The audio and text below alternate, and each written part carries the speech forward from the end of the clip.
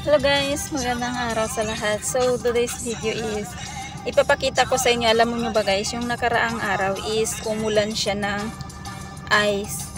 Almost magto 2 years na ako dito sa Kuwait, pero ngayon pa lang ako nakaranas or nakakita or nakasaksi na umulan talaga siya ng ice.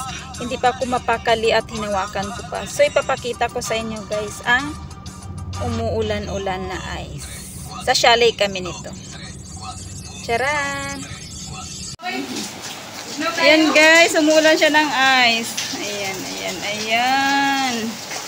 Tingnan daw natin kung totoong ice. Ayan. Ala, ice na siya guys. Ayan, ayan, ayan, ayan. Ice. Ayan.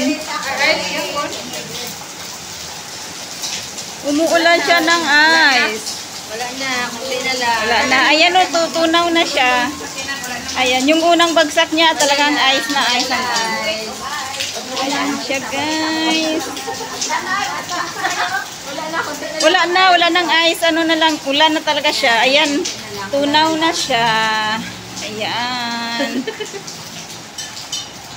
Ayan, chalet kasi kami guys. Ayan, so naghanda kami ng pagkain doon sa labas. Yun, umulan ng ice. So, dali-dali kaming bilisan naming magpunpun ba, kung sa Ilonggo pa, magpunpun ng yung mga nilagay namin na agrat. Ayan, agay. So, ayun. For the first time ako nakakita ng umulan ng ice. Oh, ayan pa, oh, meron pa. Ayan na. Nagbabagsakan. Ayan, hala, meron pa. Aba. Ayun. Ayun.